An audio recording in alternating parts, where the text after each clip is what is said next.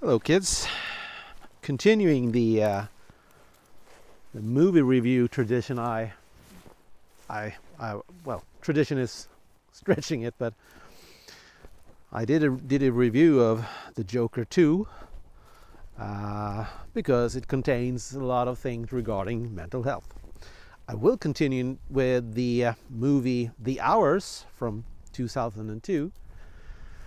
I re-saw it for the first time in like 20 years yesterday.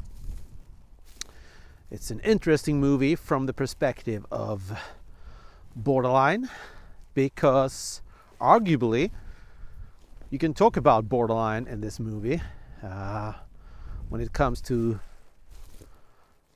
one of the main characters and the inspiration surrounding it. What the story's, built upon, and that is Virginia Woolf.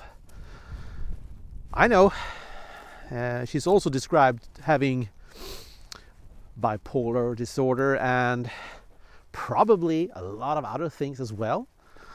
Schizophrenia, maybe. She heard voices and so on. And we can also talk about severe trauma in her case, having a really, really horrible childhood with abuse and a lot of deaths. It's a really tragic story, her life. It's a very interesting author. The things I have read from Virginia Woolf is incredible. I really like the style she writes in. I really like the idea, and I always get the feeling she is very smart, the author. So the movie, I went into it with some dread. It used to be one of my absolute favorite movies when I saw it 20 years ago. And when you revisit a movie after a long time, it is always the risk that the movie doesn't live up to your memory of it. But I can happily say it did quite well. And perhaps what did so was because of the fact that some things felt dated. Like, I think they overuse music in it. There's a lot of scenes where there is just incredible amount of emotional music, and I think it's too much, actually. And I don't think the makeup on Nicole Kidman, her nose, is very good, actually. I think it looks off. I noticed that this time the nose is a lot paler than the rest of her face, and that just looks strange. That's what, people have blood in their skin, and it looks dead, her nose, artificial. That's a problem. Otherwise, it's a stellar job in changing her appearance, actually. The story is, it's complicated. It's about the connection between three people: the author of a story, the reader of the story, and the reader of the story also is a part of the story. It's a very smart story based on Virginia Woolf's Mrs. Dalloway, of course, and so on, but more things than that. The movie portrays the horrors and the frustration of feeling depressed and feeling happy, and how that works, and also, of course, the thing that makes it interesting for me, other than the depression part, is the sense of identity, which is quite obviously a recurring thing in this story. Who you are, your genuine self, and what you do for others, and so on. It is a main thing of this movie, and it's a painful movie to watch, of course, because it is filled with grief and sorrow, but it's also an incredible movie to watch. The acting in the movie is second to none. One can argue that many of the actors here do some of their greatest performance in this movie. And I'm not just talking about the three main female characters. No, I think people like Ed Harris does an incredible job in this movie, portraying this sick man who is also a writer. And yeah, John C. Reilly is also incredible, and then the kids are even incredible. I mean, that's not often you see kids being really good. I think that is thanks to the director, of course, because how you use footage and how you cut scenes can make all the difference when it comes to kids and, well, actors in general. And the cinematography is incredible. It's a very beautiful movie, very nice, very intimate in its footage. It scales off all things that has to do with surface and fake appearance as well, when it comes to this story. But it uses this as well. There's a lot of incredible settings and environments in this movie. Very, very beautiful. And it's hard to not get emotionally involved in it.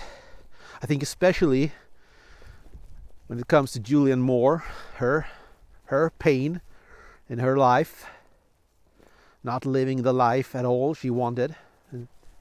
It's quite obvious. And of course the life of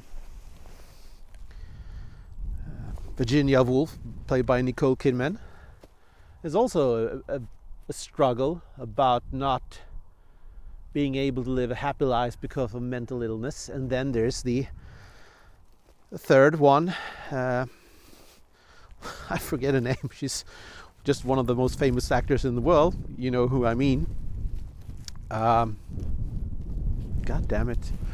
Well, her life is one of, you know, being codependent basically of someone else, and not really living her life.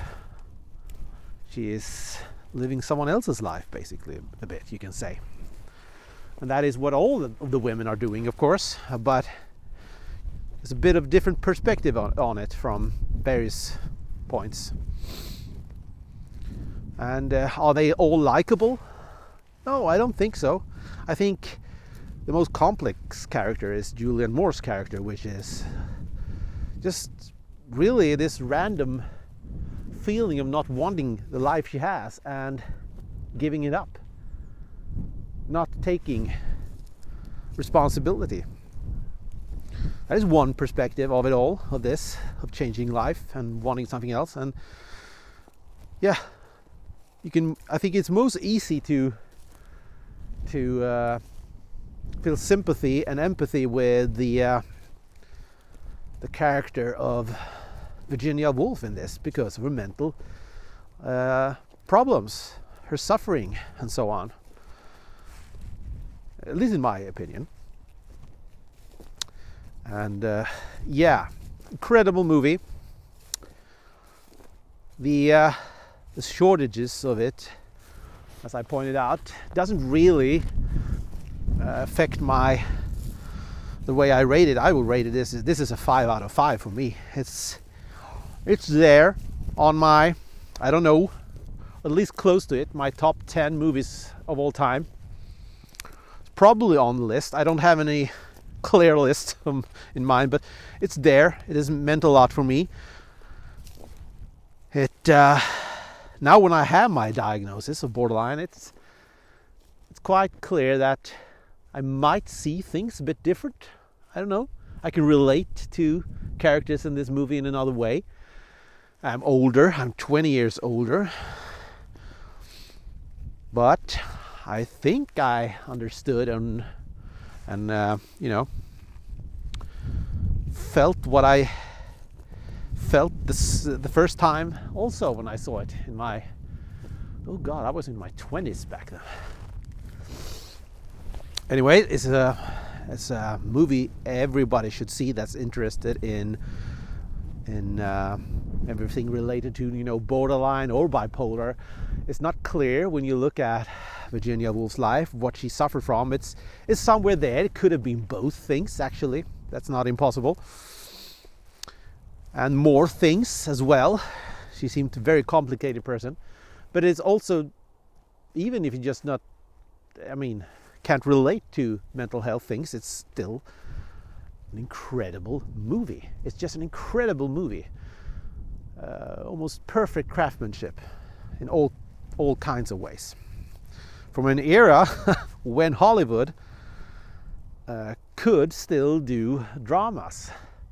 They seem to be unable to do so these days, which is sad. I've read somewhere that Hollywood in general doesn't want to put money into these middle of the line movies, you know, that costs not a huge fortune, not like, you know, Marvel movies and so on, but they still cost some to produce, and they are reluctant to do so. And yeah, that's why Hollywood is slowly killing movie in many ways. And I'm always happy when, you know, movies that are a bit different get the chance to go to the cinema and reach out to people. You know, like, that's why I really like A24, that company. Sadly, a lot of people call it pretentious, but in my opinion, that's just because, and I'm going to use a strong language here, that's because they are idiots and don't get the movies. Some people are Marvel fans, and so am I, by the way. I like Marvel movies, but Marvel movies, they don't affect me the same way as a real quality drama does. It's just simply two different things. It's like, on one hand, you're hungry for just a simple fast burger or hot dog. That's the Marvel movie. And sometimes you want something completely different, something complex, something interesting, food made at home with a lot of love and a lot of time. That's the drama, and that's what Hollywood can't do anymore, in my opinion. The rare exceptions exist, of course, like A24 movies. Anyways, it's a cold and chilly but sunny January, and yeah, that was all from me, this little review. Please follow the channel and subscribe, of course. Any support is always appreciated. Leave a comment if you have any suggestions about movies I should watch that are about mental health. I mean, there's a lot of them. I've already discussed the Joker and of course, the Polanski movies. I think I will continue to do so, because movies are a big part of my spare time. Anyways, this is the Borderline Man signing off.